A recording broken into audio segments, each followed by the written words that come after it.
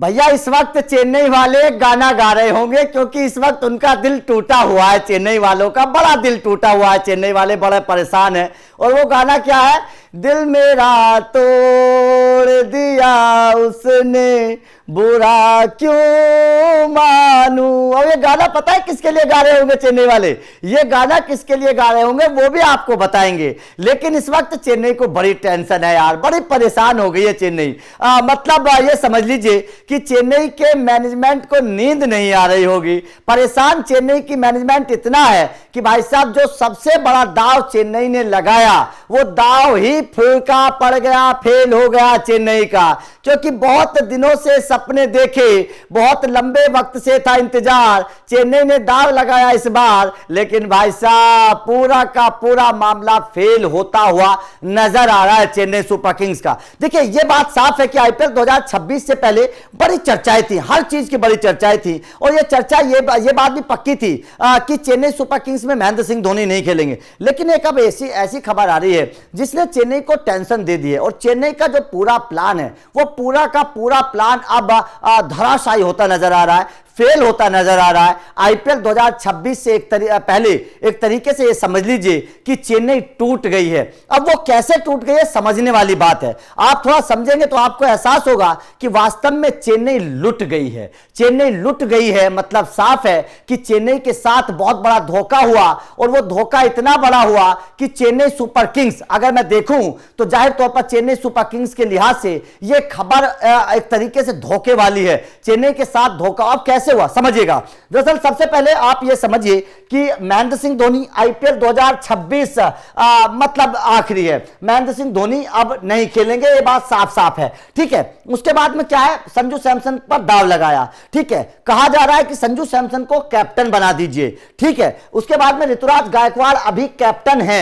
ऋतुराज गायकवाड़ को कैप्टन से देखिए यहां पर सबसे पहले समझिएगा हालात क्या बनेंगे। सबसे पहले हालात क्या बनेंगे कि अगर अभी देखिए ऐलान हुआ नहीं है, हालांकि ऋतुराज गायकवाड़ पिछले कप्तान हैं, उनको अभी चेन्नई ने कप्तानी से हटाया नहीं है, कोई अनाउंसमेंट नहीं हुआ है। लेकिन अगर जो चर्चाएं हैं कि संजू सैमसन को कप्तान बनाया जाएगा, अगर संजू सैमसन को कप्तान बनाती है चेन्नई तो भाई साहब ऋतुराज गायकवाड़ जैसे राजस्थान में बवंडर मचाया ना, वैसे चेन्नई में मच जाएगा। ऋतुराज गायकवाड़ के साथ बवंडर मच जाएगा, ऋतुराज गायकवाड़ बाहर हो जाएंगे। इसलिए चेन्नई जानती है कि ऋतुराज गायकवाड़ को हटाना गड़बड़ है। और देखिए उसके पीछे की एक वजह भी है। अगर मैं दोनों के परफॉर्मेंस पर नजर दौड़ाऊं तो संजू सैमसन का परफॉर्मेंस बहुत डल है और ऋतुराज गायकवाड़ का परफॉर्मेंस इस वक्त बड़ा कमाल का, शानदार परफॉर्मेंस ऋतुराज गायकवाड़ बल्लेबाजी से करते नजर आ रहे हैं। संजू सैमसन का परफॉर्मेंस उतना अच्छा नहीं है। अभी हाल ही में जो टेंशन वाली मैं बात आपको बता रहा हूं, उस टेंशन को थोड़ा समझिएगा। संजू सैमसन को लगातार आवाज उठाई जाती थी, जस्टिस फॉर संजू सैमसन चलाया जाता था,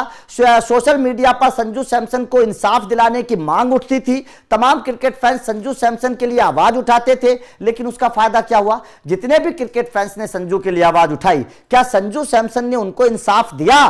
क्या संजू ने वो बल्लेबाजी की जिसके दम पर दोबारा से आवाज उठाई जाए? संजू सैमसन लगातार फेल हो रहे हैं। हमने न्यूजीलैंड के खिलाफ देखा, संजू सैमसन लगातार फेल हो रहे हैं। और इस फेल होने के बाद अब यह कहा जा रहा है कि संजू सैमसन का ग्राफ जो ऊपर जा रहा था वो नीचे आ जाएगा। और अगर संजू का ग्राफ नीचे आएगा तो चेन्नई सुपर किंग्स संजू को कप्तान बनाने के बारे में नहीं सोचेगी, हिचकेगी। ऋतुराज गायकवाड़ को कप्तान बनाया जाएगा। तो यह इस वक्त सबसे बड़ी खबर सामने आ रही है। संजू सैमसन का फेलियर यह चेन्नई सुपर किंग्स के लिए बहुत बड़ी टेंशन है। संजू सैमसन का फेलियर एक तरीके से चेन्नई को तोड़ने वाली बात है। और अब तो क्रिकेट फैंस ये भी कह रहे हैं कि राजस्थान ने चेन्नई को धोखा दे दिया, क्योंकि संजू सैमसन के बदले में राजस्थान ने क्या लिया? जडेजा ले लिया, ठीक है, उसके बाद में सैम करन ले लिया। और ये दोनों खिलाड़ी बढ़िया हैं, दोनों खिलाड़ी ऑलराउंडर हैं, दोनों खिलाड़ियों का परफॉर्मेंस अच्छा है। जबकि संजू सैमसन का परफॉर्मेंस गिर गया तो ऐसे में यह कहा जा रहा है कि राजस्थान ने लूट लिया, लूट लिया, लूट लिया, राजस्थान ने लूट लिया चेन्नई सुपर किंग्स को, यह कहा जा रहा है। क्योंकि राजस्थान ने जिस तरीके से दो खिलाड़ी लिए और चेन्नई को संजू सैमसन को दिया, संजू सैमसन का जो परफॉर्मेंस है उसने कहीं ना कहीं चेन्नई को झटका दे दिया। लेकिन यहां पर अब यह समझना पड़ेगा, चेन्नई को थोड़ा दिमाग लगाना पड़ेगा कि अगर उन्होंने ऋतुराज गायकवाड़ को कप्तानी से हटाया तो जाहिर तौर पर यह चेन्नई सुपर किंग्स के लिए अच्छा फैसला नहीं होगा। इसके अलावा देखिए सबसे बड़ी बात मैं आपको बता देता हूं, जो मांग अब उठने लगी है, अब मांग यह उठने लगी है कि संजू सैमसन को बेंच पर बैठाओ और सरफराज खान को प्लेइंग 11 में खिलाओ। यह मांग अब चेन्नई के क्रिकेट फैंस उठाने लगे हैं कि संजू को बेंच पर बैठाओ, सरफराज खान को अंदर खिलाओ, क्योंकि सरफराज खान जो है वो लगातार रन बना रहे हैं, शानदार परफॉर्मेंस बल्ले से सरफराज खान का है, जबकि संजू सैमसन का परफॉर्मेंस गिरता जा रहा है। तो सरफराज खान को मौका देने की बात अब उठने लगी, आवाज उठने लगी है। और इसके अलावा देखिए सबसे बड़ी जो खुशखबरी दी है वो दी है आपके शिवम दुबे ने। शिवम दुबे जिस तरीके का परफॉर्मेंस कर रहे हैं, जिस तरीके से शिवम दुबे खेल रहे हैं, यार तूफान मचा दिया इस लड़के ने। दूसरा युवराज सिंह कहा जाता है, उसी अंदाज में बल्लेबाजी करता है, तो शिवम दुबे ने रिकॉर्ड बना दिया। तीसरा सबसे तेज टी20 शतक भारत के खिलाड़ियों के लिहाज से अगर देखें तो जाहिर तौर पर इससे पता चलता है कि भाई साहब चेन्नई सुपर किंग्स के लिए कहीं धूप कहीं छाया, संजू सैमसन तो मुसीबत लेकर आया। ये चेन्नई सुपर किंग्स के लोग कहने लगे हैं कि संजू को लेने वाला जो सौदा था वो चेन्नई के फेवर में नहीं गया, चेन्नई को संजू सैमसन को लेना भारी पड़ सकता है, ये क्रिकेट फैंस का कहना है। और जाहिर तौर पर इस पर एक बहुत बड़े सवाल भी खड़े हो रहे हैं। इसके अलावा अगर चर्चा करें तो देखिए चेन्नई सुपर किंग्स की अगर गेंदबाजी को देखें तो यहां पर सबसे बड़ा जो सवाल है, मैट हेनरी बहुत अच्छी गेंदबाजी कर रहे हैं। यहां पर अब यह कहा जा रहा है कि मैट हेनरी को कैसे खिलाया जाए, क्योंकि विदेशी खिलाड़ियों को अगर आप देखेंगे, चेन्नई सुपर किंग्स के चार विदेशी खिलाड़ियों को देखेंगे तो यहां पर मैट हेनरी बहुत अच्छा परफॉर्मेंस उनका इस वक्त चल रहा है, तो मैट हेनरी खेलेंगे, नूर खेलेंगे, नाथन एलिस की गेंदबाजी की चर्चा हमेशा हुई, पिछले साल भी हुई, इस साल भी हो रही है, तो तीसरे नाथन एलिस खेलेंगे। चौथे खिलाड़ी के तौर पर कौन खेलेगा, यह सवाल अभी भी चेन्नई सुपर किंग्स का बना हुआ है। क्या चौथे खिलाड़ी के तौर पर ब्रेविस ऑलरेडी खेलेंगे? तो मेरे हिसाब से चेन्नई सुपर किंग्स के 4 खिलाड़ी यही होने वाले हैं, मैट हेनरी, नूर, उसके बाद में नाथन एलिस और उसके बाद में ब्रेविस। ये चेन्नई सुपर किंग्स के 4 खिलाड़ी होने वाले हैं। लेकिन संजू सैमसन के सिलेक्शन ने